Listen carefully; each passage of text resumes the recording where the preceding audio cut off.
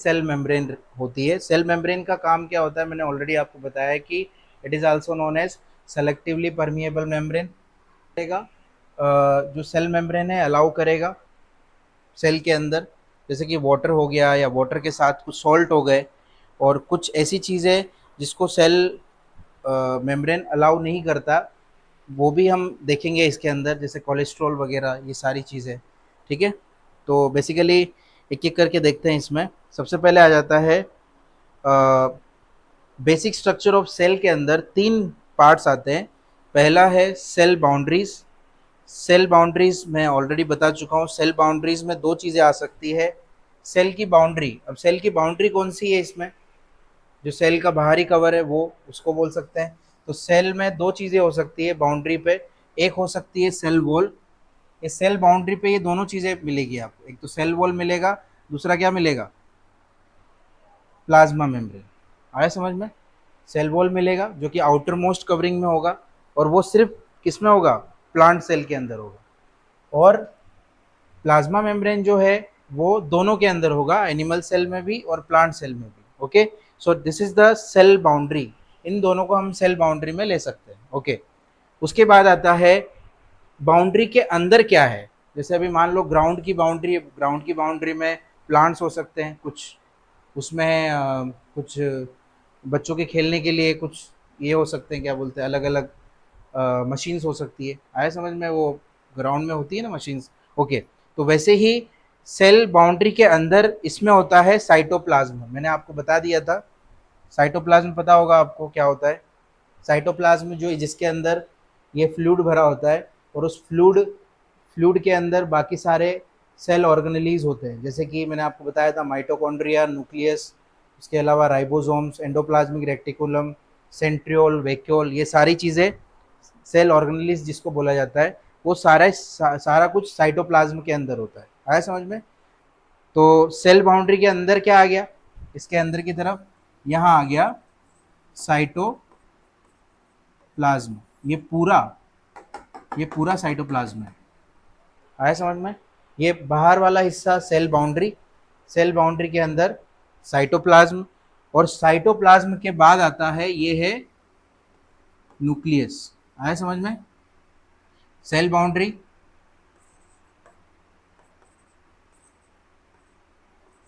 एक मिनट, सबसे पहले क्या आएगा, सेल बाउंड्री, उसके बाद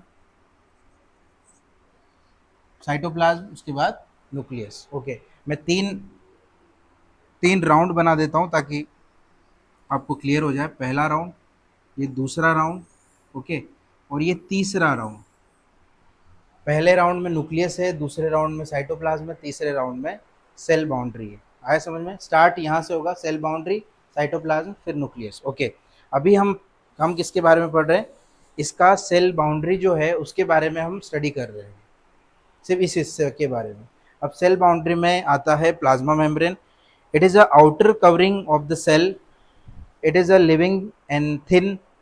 ये पतला होता है, लिविंग होता है। लिविंग मतलब, लिविंग का मतलब क्या है, जिसके अंदर लाइफ होती है। आया समझ में।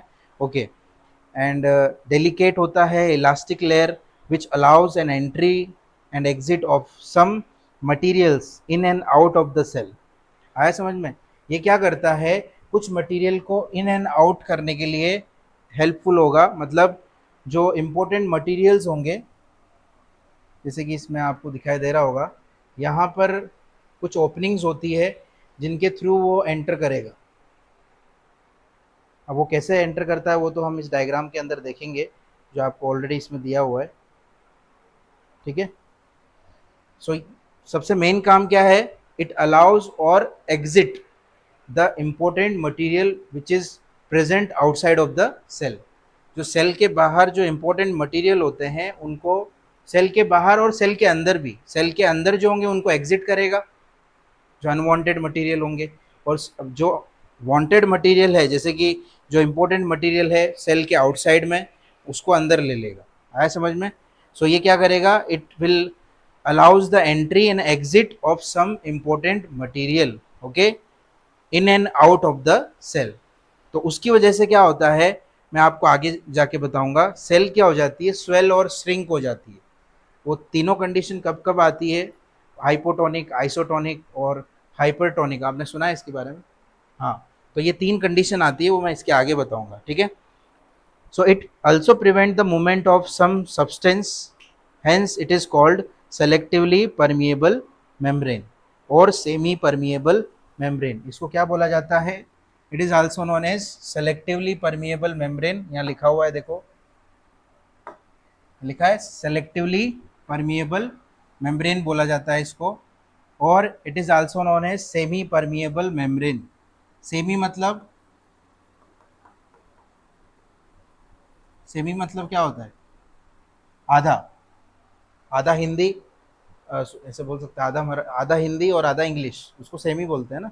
यस, वैसे ही आधा आधा मतलब ये कुछ को अलाउ करेगा, कुछ को अलाउ नहीं करेगा। तो यहाँ एक वर्ड आया है सेलेक्टिवली परमिएबल मेम्ब्रेन, एक वर्ड आया है सेमी परमिएबल मेम्ब्रेन। ओके, इसके बाद है the thickness of the membrane is 70 Armstrong. इसकी थिकनेस कितनी होती है? इसकी थिकनेस होती है 70 एमस्ट्रॉन्ग, मतलब 70 into 10 to the power -10 centimetre, sorry centimetre नहीं, मीटर। कितना होता है? 10 मीटर, मतलब 0.00000000, ऐसे 10 जीरोज आएंगे और फिर उसके बाद 7 लगेगा। इतना छोटा साइज होता है उसका। एमस्ट्रॉन्ग लिखा हुआ है इसमें, देखो ए लिखा हुआ है, आपके पास बुक नहीं है बट ऐसे लिखा हुआ है ए। ए का मतलब होता है एमस्ट्रॉन्ग, ओके, जिसका वैल्यू होता है 70 इंटू 10 to the power -10, मतलब 7 के आगे कितने जीरो लगेंगे? इसके पॉइंट के बाद 10 जीरोज लगेंगे। आए समझ में?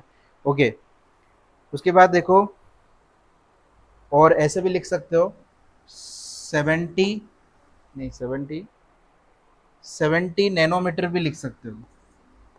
ये अप्रोक्स साइज बताई गई है, 70 into 10 to the power -9 metre भी हो सकता है, मतलब अप्रोक्स इसके बीच में उसकी साइज होती है, -10 से लेके -9 से लेके -10 के बीच में, ठीक है। ये जीरो, ये पॉइंट आगे पीछे हो सकता है, ठीक है। तो ये साइज बताई गई है इसके अंदर। अब साइज का ये याद रखना, measurement.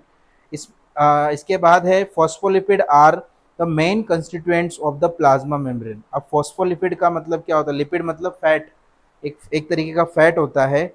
Main constituent of the plasma membrane along with the some protein, cholesterol, polysaccharide and the plasma membrane is visible under the electron microscope. तो बेसिकली इसके अंदर कुछ मटेरियल्स होते हैं, उन मटेरियल्स के नाम इसके अंदर बताए गए हैं। पहला इसके अंदर होता है फॉस्फोलिपिड, फॉस्फोलिपिड बोल सकते हैं, एक तरीके का फैट का ही फॉर्म होता है ये। फॉस्फो, फॉस्फेट एंड लिपिड मतलब फैट, ओके। और उन लिपिड, फॉस्फोलिपिड के अलावा इसमें और क्या क्या मटेरियल्स है? इसमें है प्रोटीन, प्रोटीन मिलेगा, कोलेस्ट्रॉल मिलेगा, एक मिनट,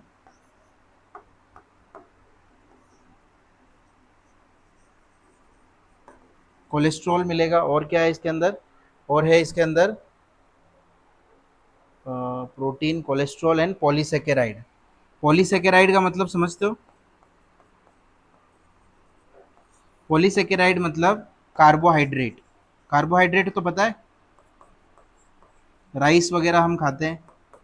तो ये सारे मटेरियल्स मिलेंगे आपको किसके अंदर? Plasma membrane. ये phospholipid mainly constituent of plasma membrane, ठीक है। सो प्लाज्मा मेम्ब्रेन के अंदर ये चीज़ें मिलेगी, प्रोटीन, कोलेस्ट्रॉल मतलब फैट, प्रोटीन, फैट और कार्बोहाइड्रेट। आया समझ में? ये तीन चीज़ें उसके अंदर पाई जाती है, प्रोटीन, फैट और कार्बोहाइड्रेट।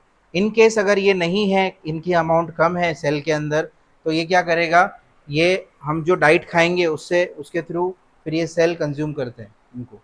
आया समझ में? लेकिन अगर आप सपोज फास्टिंग करते हो, जिस दिन आपने व्रत रखा या कुछ ऐसा फास्टिंग किया, तो उस टाइम पे ये जो, ये प्रोटीन, फैट और जो भी चीज़ें हैं सेल के अंदर स्टोर्ड है, वो उस स्टोर्ड फॉर्म ऑफ फैट या कार्बोहाइड्रेट को यूज़ करेगा जब आप फास्टिंग करते हो। आया समझ में? तो फास्टिंग करने से क्या होता है?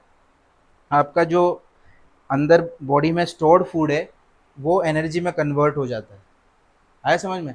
3-4 दिन भूखा रह जाओगे तो पतले हो जाओगे, 2-3 किलो वेट कम हो जाएगा। होता है ना ऐसा? क्यों होता है ऐसा? क्योंकि हमारी बॉडी के अंदर जो खाना स्टोर्ड फॉर्म में है, वो स्टोर्ड फॉर्म में वो खाना क्या होगा, वो एनर्जी में कन्वर्ट हो जाएगा, एटीपी में।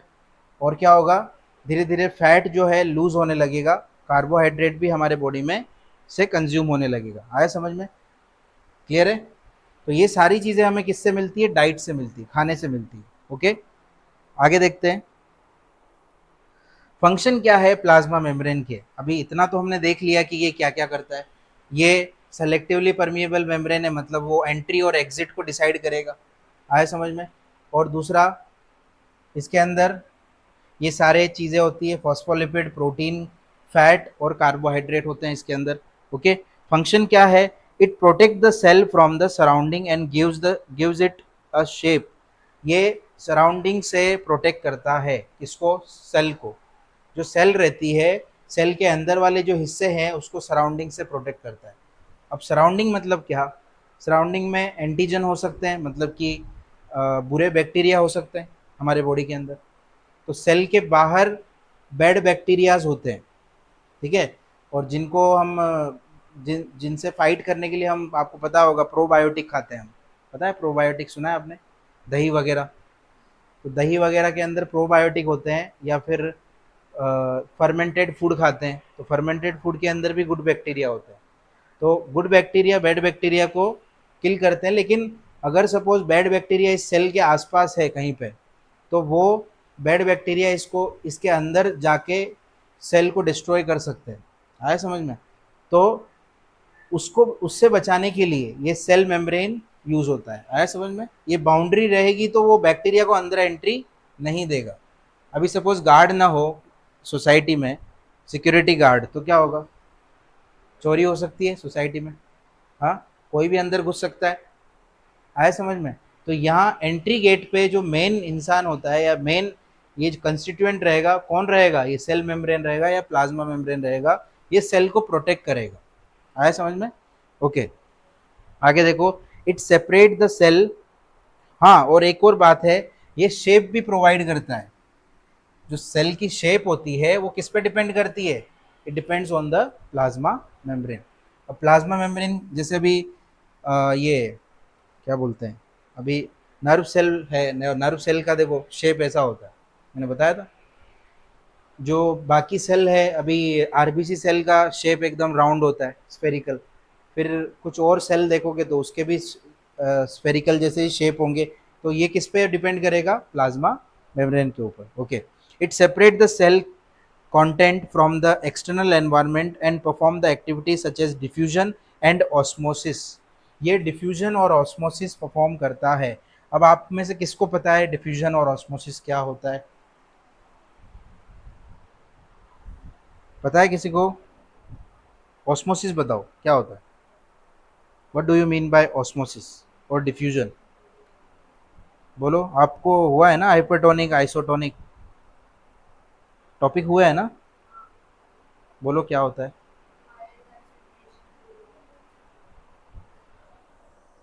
Higher concentration to?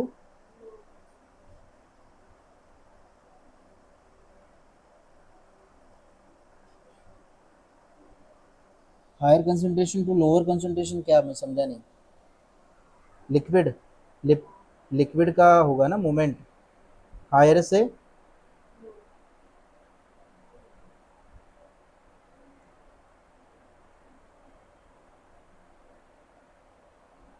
एक मिनट। हाँ,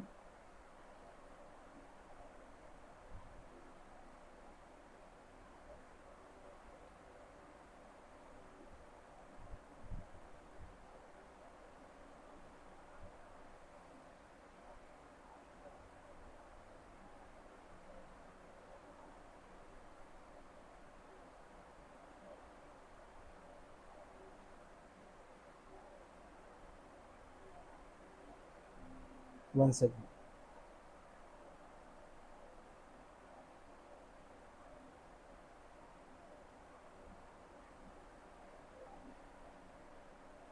मेरे पास एक डिफ्यूजन का एग्जांपल है। ओके, हाँ, सामने देखो।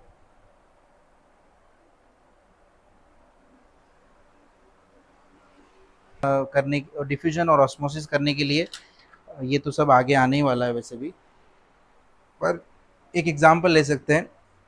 विनेगर में डाला तो उसको उसका क्या हुआ, वो स्वेल हो गया। स्वेलिंग समझते हो, मतलब वो फूल गया, ठीक है। और जैसे ही उसको शुगर सॉल्यूशन के अंदर डाला, वो आपने देखा होगा वो थोड़ा सा सिकुड़ गया था, है ना।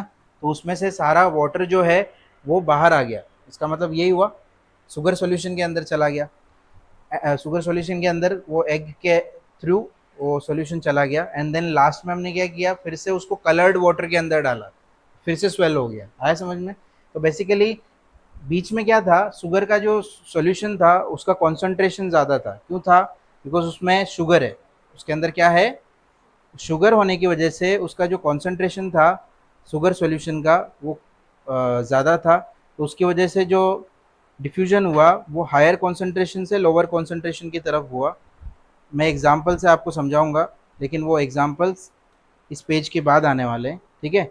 पर इतना याद रखना, डिफ्यूजन और ऑस्मोसिस क्या होता है, when the liquid is moved from higher concentration to lower concentration through a semi permeable membrane। एक सेमी परमिएबल मेम्ब्रेन के थ्रू जब कोई चीज़ मूव करती है, जैसे कि ये एसपीएम मेम्ब्रेन है या ये एसपीएम मेम्ब्रेन है, मान के चलते हैं। अब ऐसे मान के चलते हैं ये एग है।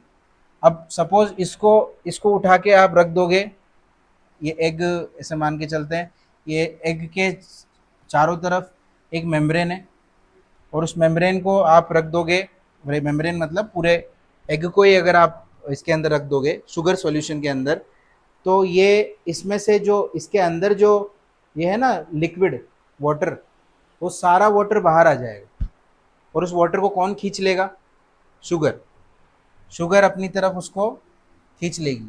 तो ये वाला जो है ये एग क्या हो जाएगा, इसके अंदर पानी कम होने की वजह से क्या हो जाएगा बोलो?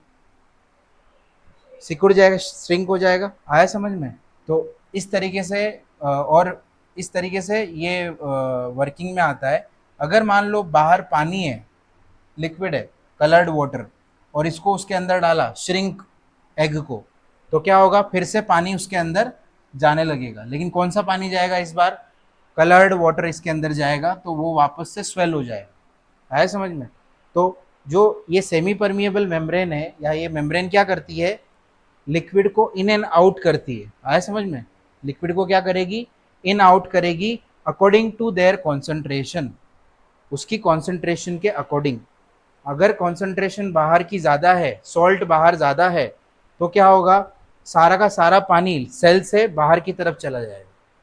अभी जैसे एक एग्जांपल बताता हूँ, इसका एक बेस्ट एग्जांपल बताता हूँ। आपने कभी सेलाइन चढ़ाया है? कभी वीकनेस आई होगी तो। क्यों चढ़ाते हैं सेलाइन? नहीं नहीं, सेलाइन आपको क्यों चढ़ाया? वीकनेस आने के बाद। ओके, वीकनेस क्यों आई? खाना नहीं खाया, पानी नहीं पिया, या खाना नहीं खाया, मेनली खाना नहीं खाया उसकी वजह से। ओके, तो खाने में ऐसा क्या होता है कि उसकी वजह से हमको वीकनेस चली जाती है? ओके, और एमिनो एसिड, सॉल्ट, सबसे मेन चीज़ है उसमें सॉल्ट। ओके, अब सेलाइन इसलिए चढ़ाया जाता है क्योंकि हमारे वाटर के अंदर इलेक्ट्रोलाइट्स होते हैं। जो पानी हम पीते हैं उसके अंदर क्या होते हैं, इलेक्ट्रोलाइट, जिसको हम बोलते हैं सॉल्ट। उसमें होता है पोटेशियम, सोडियम, पोटेशियम, ठीक है, मैग्नीशियम, ये सारे सॉल्ट होते हैं। ओके, कैल्शियम भी रहता है, मैग्नीशियम भी रहता है, ये सारे जिसको हम मिनरल्स बोलते हैं। क्या बोलते हैं? Mineral, mineral water. आया समझ में। अब मिनरल वाटर या इलेक्ट्रोलाइट्स बोल सकते हैं। अगर इन केस हमारे बॉडी में ये सब कम हो जाता है, तो उस टाइम पे या तो डायरिया जैसी प्रॉब्लम हो सकती है। ओआरएस वगैरह सुना होगा डॉक्टर देते हैं, तो वो प्रॉब्लम हो सकती है। क्यों, क्या होता है उस केस में, जो वाटर है वो हमारे बॉडी में होल्ड नहीं हो पाता। क्या नहीं हो पाता? पानी होल्ड नहीं रह पाता बॉडी के अंदर। तो जब होल्ड नहीं होता तो उस टाइम पे डायरिया जैसी प्रॉब्लम होती है, और उससे क्या होता है, बॉडी में वीकनेस आना शुरू हो जाता है। और वो ऐसी प्रॉब्लम्स कब आएगी आपको, मोस्टली उस टाइम पे आपको फीवर भी आएगा। आया समझ में। या कुछ और ऐसे नॉर्मल जुकाम, फीवर या इस तरीके की प्रॉब्लम आ सकती है। तो उससे क्या होगा, उससे आपकी बॉडी में वीकनेस आना शुरू हो जाएगी। आया समझ में? तो डॉक्टर क्या करते हैं, डॉक्टर आपको सेलाइन चढ़ाते हैं। सेलाइन का मतलब क्या होता है? सेलाइन मतलब सॉल्ट वाटर, नमक का पानी चढ़ाते हैं बोतल के अंदर। नमक का पानी रहता है। अब आप बोलोगे सर नमक का पानी तो हम ग्लास से भी पी सकते हैं, फिर वो क्यों चढ़ा रहे हैं? तो ये डायरेक्टली ब्लड के अंदर जाता है, ये आप ऐसे ब्लड के अंदर नहीं पहुंचा सकते इमीडिएटली। इतने में तो आपकी हालत और ख़राब हो जाएगी अगर पानी सॉल्ट वाला पानी पियोगे। तो नमक का पानी हमें मॉर्निंग में भी पीना चाहिए, नमक और लेमन। और ये क्यों पीते हैं हम? ताकि हमारे बॉडी में क्या रहे, इलेक्ट्रोलाइट बने रहे। आया समझ में? इसीलिए हमको ये मिनरल वाटर पीना पड़ता है। ओके, तो सेलाइन चढ़ाया जाता है सॉल्ट वाटर जब आपको वीकनेस आती है। ओके, अब ये सॉल्ट क्या करेगा, ये सॉल्ट हमारे बॉडी में जाएगा, ब्लड में जाएगा। और ये सॉल्ट के अब सॉल्ट ब्लड में गया तो ये किस में चला गया, सेल के अंदर। तो अभी सेल के अंदर क्या है, सॉल्ट है। ओके, तो ये सॉल्ट किसको खींचेगा बाहर से, किसको खींचेगा, वाटर को। सॉल्ट पानी को खींचेगा अंदर की तरफ, तो सेल क्या हो जाएगी, स्वेल हो जाएगी। आया समझ में? जब सॉल्ट सेल के अंदर है तो वो पानी को अंदर की तरफ खींचेगा और सेल क्या हो जाएगी, स्वेल हो जाएगी, और आप भी एकदम फिट हो जाओगे। आया समझ में? लेकिन अगर सॉल्ट हमारे बॉडी में कम हो गया और बॉडी के बाहर मतलब सेल के बाहर ज़्यादा हो गया, तो क्या होगा उस केस में? अभी मान लो ये सेल है और सॉल्ट यहाँ पर है सेल के बाहर, तो क्या होगा, सारा वाटर यहाँ से जितना भी अंदर वाटर था वो कहाँ चला जाएगा, बाहर। तो उस टाइम पे डायरिया जैसी प्रॉब्लम आती है। आया समझ में? सारा का सारा सॉल्ट जा रहा है, आया एक्सक्रिएशन प्रोसेस में सारा सॉल्ट बह रहा है, वाटर भी जा रहा है। तो वाटर की वजह से, अब जाने की वजह से क्या होगा, ये जो सेल है वो क्या हो जाएगी, श्रिंक हो जाएगी, सिकुड़ जाएगी। तो आप भी सिकुड़ जाओगे, मतलब आप में वीकनेस आएगी। आया समझ में? तो ये प्रोसेस होती है। इसको हाइपोटोनिक, हाइपरटोनिक और आइसोटोनिक, ये तीन अलग अलग टाइप के प्रोसेस है, वो मैं आपको बताऊंगा। पर ये समझ में आया आपको कैसे प्रोसेस होती है? सॉल्ट अगर हमारे सेल के अंदर है या ब्लड सेल के अंदर है तो क्या होगा, उससे सारा का सारा पानी होल्ड होगा। तो जो जिम में वर्कआउट करते हैं, या आपने देखा होगा कभी क्रिकेट मैच देखा होगा या फुटबॉल मैच देखा होगा, उसमें बीच बीच में वो आके वो कुछ कलरफुल वाटर पीते हैं, पता है आपको, देखा है आपने? इलेक्ट्रोलाइट पीते हैं। क्या पीते हैं, इलेक्ट्रोलाइट। ताकि क्या हो, हमारे ब्लड में कुछ टाइम के बाद इलेक्ट्रोलाइट क्या हो जाए, मिक्स हो जाए, और उसके बाद जितना भी मतलब वाटर है हमारे बॉडी में उससे हमें एनर्जी मिलती रहे। आया समझ में? इसलिए बीच बीच में इलेक्ट्रोलाइट पीते हैं। क्लियर? और ये इलेक्ट्रोलाइट्स हमें वैसे तो बेचा जाता है ये ओआरएस के फॉर्म में, लेकिन नहीं पीना चाहिए क्योंकि शुगर होती है, ओनली 90% शुगर होती है ओआरएस के अंदर, जो कि हमारे बॉडी के लिए बहुत ज़्यादा हार्मफुल है। लेकिन फिर भी हम पीते हैं, डॉक्टर ने दिया है इसीलिए। पर वो अच्छा नहीं होता, उसके इंग्रेडिएंट लिस्ट भी आप चेक करोगे तो हमारे बॉडी के लिए अच्छा नहीं है वो। पर आप इलेक्ट्रोलाइट्स यूज़ कर सकते हो, बाकी और कंपनीज़ है जो कि ये सारे इलेक्ट्रोलाइट्स देती है। ठीक है? या मिनरल वाटर यूज़ कर सकते हो। मिनरल वाटर सबसे अच्छे मिनरल्स होते हैं नारियल पानी के अंदर, इसीलिए लोग नारियल पानी पीते हैं क्योंकि उसके अंदर ये सारे मिनरल्स मिल जाएंगे आपको। ओके, नेक्स्ट है plasma membrane is flexible so it provide flexibility to the cell. ये फ्लेक्सिबल होती है प्लाज्मा मेम्ब्रेन। ओके, ये फ्लेक्सिबिलिटी प्रोवाइड करती है सेल को। मतलब फ्लेक्सिबिलिटी समझते हो, सेल थोड़ा सा ऐसा स्पॉन्जी टाइप, जैसे एग रहता है उस टाइप से। तो फ्लेक्सिबिलिटी भी प्रोवाइड करता है। It helps in active and facilitated transport. Active transport and facilitated transport का मतलब होता है कि वो, ये मैंने आपको जैसे कि बताया कि वो ऐसे मूवमेंट कर सकती है, ये अभी जो बताया मैंने। Active transport and passive transport मतलब सॉल्ट अंदर बाहर मतलब सॉल्ट की वजह से पानी अंदर बाहर जा सकता है। आया समझ में? ओके, उसके बाद it help in endocytosis intake of food and exocytosis, process of expelling waste material. अब आप मुझे बताओ एंडोसाइटोसिस का मतलब क्या है? फूड को अंदर आना। अभी जैसे मान लो ये सेल है, इस सेल के अंदर फूड एंटर करेगा, किसके थ्रू करेगा? ये बीच बीच में जो ये दिख रहे हैं ना गैप, उसके थ्रू फूड अंदर आएगा। बीच में पोर्स होते हैं, आपके बुक में देखो, ये बुक भी नहीं, ओके, यहाँ पे ग्लाइकोलिपिड लिखा हुआ है, प्रोटीन लिखा हुआ है, कोलेस्ट्रॉल लिखा हुआ है, ओके। फिर इसमें पॉलीसेकेराइड, पॉलीसेकेराइड लिखा हुआ है। ये देखो यहाँ पे कार्बोहाइड्रेट लिखा हुआ है, देखो दिखा आपको? इसमें मैं आपको इस डायग्राम में दिखा देता हूँ। ये देखो, इसमें थोड़ी लैंग्वेज अलग है, ये ऐप अलग है इसलिए, ओके। इसमें कोलेस्ट्रॉल लिखा है, देखो कोलेस्ट्रॉल, ये कोलेस्ट्रॉल है। ये क्या है? ये कार्बोहाइड्रेट है एक्चुअली, ये कार्बोहाइड्रेट है, ओके। अब इसमें इसके अकॉर्डिंग ये कार्बोहाइड्रेट है, ये कार्बोहाइड्रेट